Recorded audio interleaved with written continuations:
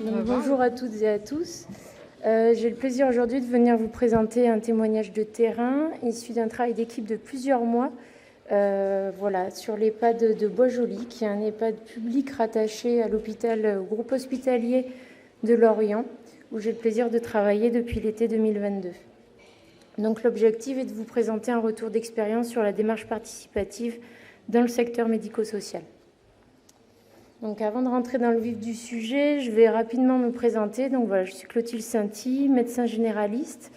J'ai exercé plusieurs années en tant que médecin remplaçant temps libéral dans plusieurs secteurs. Et voilà, j'ai surtout travaillé en milieu insulaire et dans des dispensaires, enfin des centres de santé isolés en Guyane et en Nouvelle-Calédonie. Donc rien ne me prédestinait à travailler dans un service. Et puis voilà, j'avais une appétence pour la gériatrie, les soins palliatifs. Donc quand le groupe hospitalier m'a proposé un contrat de 6 mois dans l'EHPAD de Bois-Joli, j'ai dit allez, pourquoi pas, on va tenter l'expérience. Voilà, donc je suis arrivée à l'EHPAD de Bois-Joli, qui est un établissement de 330 lits, dont 38 lits de SSR, 30 lits de USLD. C'est un établissement qui est divisé en 4 unités. L'unité ailée, donc, où je travaille, donc, il y a 87 résidents, dont 16 en unité de vie protégée. C'est une unité de vie fermée pour les résidents atteints de maladie d'Alzheimer ou de démence autre. Il y a une équipe de 45 aides-soignantes, 6 IDE, un kiné, une psychologue, une animatrice, 2 assistantes de soins en gérontologie. Et donc, quand je suis arrivée l'été dernier, il n'y avait pas de cadre santé et pas de médecin traitant coordinateur depuis 2019. Donc, l'état des lieux, c'était une équipe en souffrance, avec une équipe infirmière qui tenait à bout de bras le service. Sur les 6 infirmières, il y en avait 5 qui avaient un projet bien défini de quitter l'établissement. C'était très compliqué, des résidents patients qui avaient des pathologies chroniques sans suivi médical depuis 2019 pour certains, avec des ordonnances longues comme le bras qui n'avaient jamais été réévaluées. Chaque médecin rajoutait des neuroleptiques, des tonnes de médicaments. Des familles qui étaient sans accompagnement, sans réponse, notamment dans les situations de fin de vie et de soins palliatifs. Et donc un service dégradé du fait de l'absence de projet, de transversalité. Et de coordination. Donc la situation était déjà très compliquée avec un service épuisé, mais elle s'est complexifiée un peu plus puisque l'administration, ou plutôt l'ARS, nous a imposé ce qu'on appelle une coupe pathos. Donc la coupe pathos, c'est un outil élaboré par l'ARS pour évaluer les niveaux de soins nécessaires des résidents. C'est une évaluation et une date butoir. Pour nous, c'était donc le mois de novembre 2022. Et on a eu beaucoup de pression de l'administration parce qu'il y avait un gros enjeu financier derrière tout ça, de plusieurs centaines de milliers d'euros pour le budget annuel. Et il y avait donc un important travail de remise à jour des dossiers des résidents avec une équipe non préparée. Et donc à l'été 2022, un nouveau médecin, donc moi-même, et une nouvelle cadre qui est arrivée, donc un nouveau binôme qui s'est formé. Et donc la coupe pathos a été l'événement de trop qui est venu asphyxier l'équipe soignante. Il y a eu beaucoup de colère de la part de l'équipe, de l'incompréhension, un sentiment d'avoir un service pilote administratif éloigné des réalités. Et donc l'équipe avait décidé de ne pas participer à la coupe pathos et de faire le travail au quotidien et puis de ne pas répondre à cette demande. Donc la question a été: comment faire d'une contrainte institutionnelle un projet de service commun et moteur? Donc avec la cadre de santé, Madame Florence Jeannot, on a développé tout d'abord des espaces d'échange participatifs, avec d'abord les espaces d'échange formels, avec notre participation à toutes les 2 aux transmissions, ce qui était chose exceptionnelle pour cette équipe. Les espaces d'échange informels, avec une écoute active et quotidienne de l'expérience aide-soignante, au café, au repas, mais aussi auprès des résidents, vraiment dans l'unité quand on va voir un résident. Et je fais une petite aparté, mais je pense avoir vraiment compris le sens de cette expertise aide-soignante quand j'ai travaillé en Nouvelle-Calédonie, parce que le travail d'équipe était vraiment une nécessité. On n'avait pas le choix parce que les médecins et les infirmières étaient des métropolitains et les aides-soignantes étaient les seules à être autochtones kanak. Et le quotidien était, on avait besoin d'elles, elles participaient à la vie, même à la clinique, puisqu'on avait aussi par exemple un jardin thérapeutique où elles donnaient elles-mêmes les remèdes traditionnels en complément de la médecine allopathique. Donc du coup, j'ai vraiment appris, je pense, à connaître cette expertise médicale à ce moment-là et pas dans mes études. Voilà, donc on a aussi mis des réunions de managers en place pour organiser cette coupe pathos. Et on a très vite mis assez naturellement en place des staffs pluriprofessionnels, hebdomadaires et ritualisés. Donc voilà, le staff pluriprofessionnel, un outil adapté. Donc on a organisé ça toutes les semaines. C'était un temps défini dans un lieu défini, c'est-à-dire que c'était 30 à 45 minutes. Après les transmissions pour avoir l'équipe du jour et de l'après-midi, dans la salle de réunion, qui est un autre lieu de la salle de transmission, pour vraiment distinguer ces deux temps, avec le déroulement dont on a parlé hier, avec les règles de fonctionnement habituelles, avec la règle des 3 tours. À chaque fois, il y a une secrétaire qui est volontaire, donc souvent c'est une aide-soignante.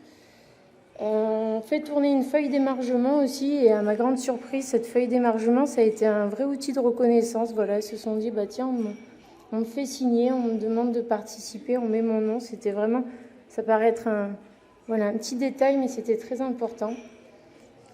Et les thèmes abordés sont à chaque fois choisis par l'équipe soignante. Alors souvent, c'est un projet de soins et de vie personnalisé d'un résident pour lequel il y a un problème aigu, souvent de fin de vie ou de troubles de comportement liés à la démence.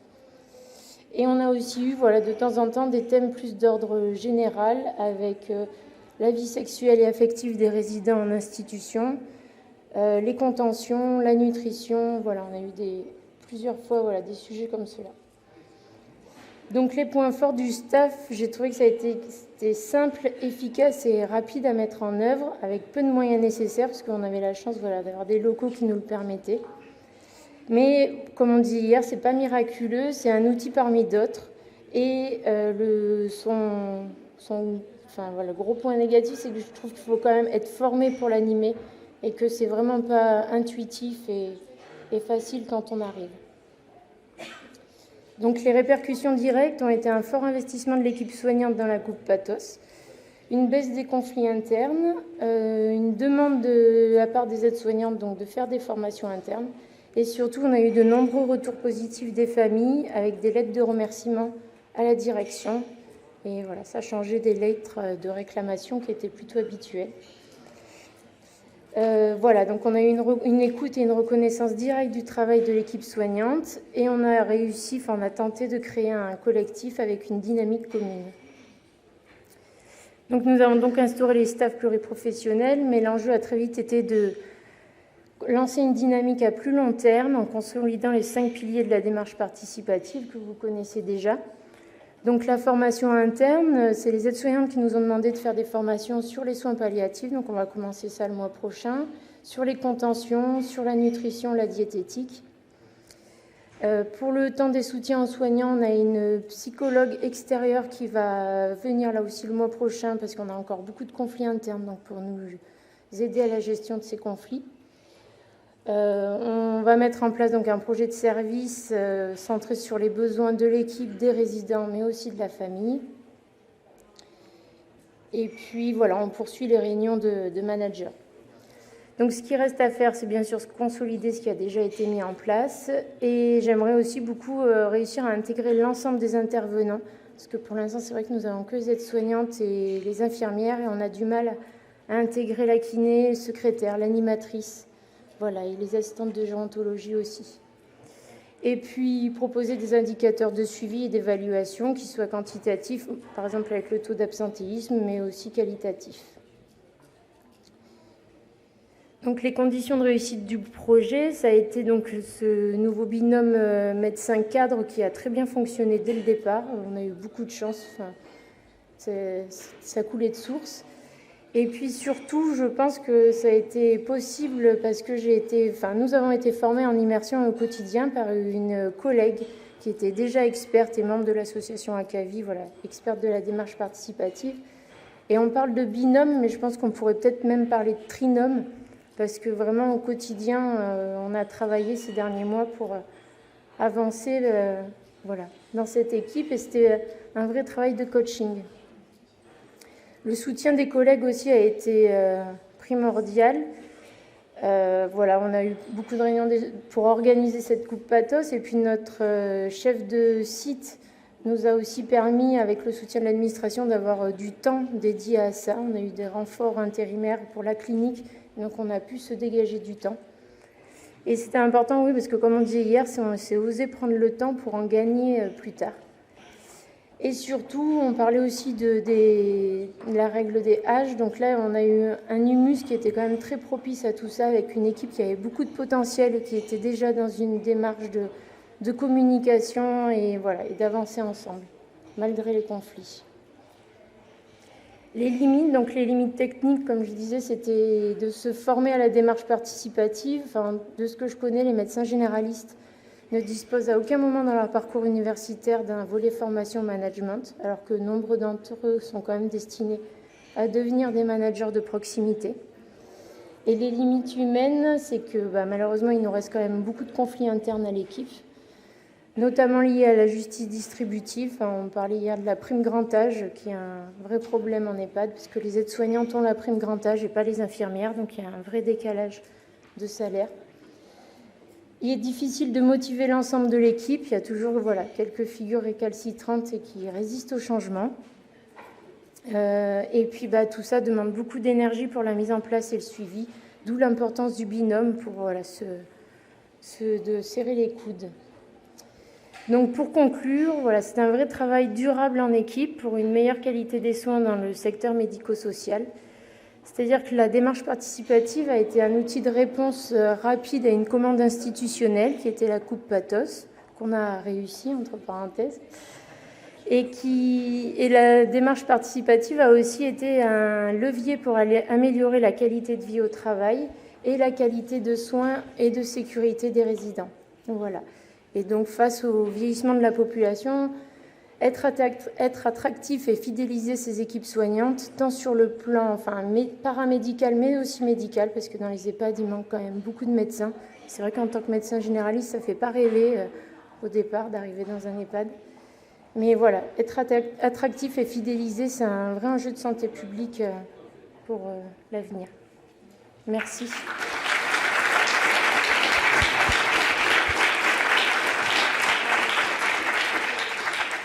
Je vous propose qu'on passe aux questions, s'il y en a. Oui.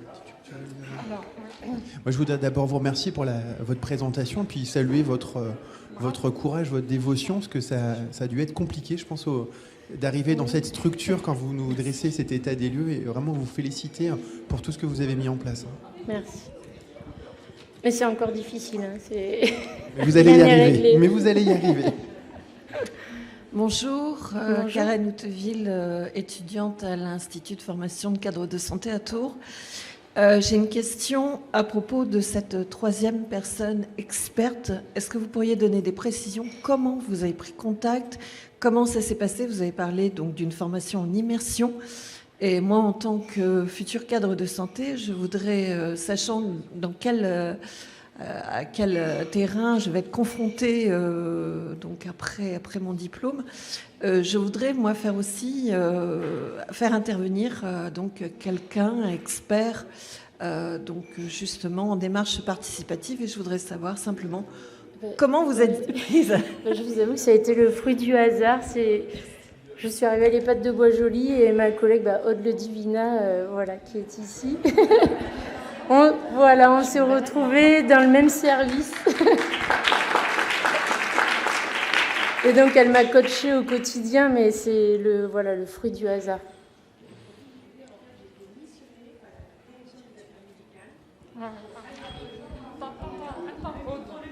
Merci. Excusez-moi. Oui, juste en 2 secondes, pour vous expliquer qu'en fait, moi, je suis médecin de soins palliatifs et gériatre et praticien hospitalier en santé publique. Et j'ai été missionnée par ma direction pour prendre ma voiture et aller à la campagne, donc de Lorient, aller à Quimperlé, pour aider l'EHPAD qui était en grande difficulté avec des PH en burn-out, avec des crises dans équipe, les équipes, enfin non, bref. enfin, il y avait pas de Et médecin. Clotilde voulait partir. Et on a réussi ensemble à je dirais, mettre en place à la fois une dynamique au niveau de l'équipe qui reprenne confiance. Et en plus, on avait quand même cette commande. Moi, j'ai été missionnée pour faire en sorte que Pathos fonctionne à Bois-Joli. Voilà. Oui, parce que l'objectif pour c'était quand même la Coupe Pathos. Hein. Oui, la coupe était au mois de novembre, donc on avait de l'été à novembre pour tout préparer et revoir tous les dossiers. Je voudrais poser une question. Pour les ordonnances en retard, c'est toi qui les as mises à jour Oui, je suis en train. C'est En train. un gros travail de baisser petit à petit les neuroleptiques, enfin plein de choses. C'était assez aberrant. Et Clotilde, les 5 infirmières sur 6 qui voulaient démissionner, sont-elles encore là? Alors non, elles avaient tout un projet, donc elles sont parties, il n'en reste qu'une. Mais par contre, on a réussi à recomposer une équipe de 6, donc de 6 nouvelles. Voilà.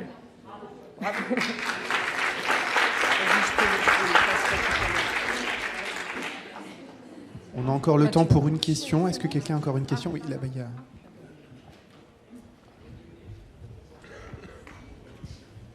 Qu'est-ce que c'est la coupe Pathos? Parce que je pense à coupe forestière. En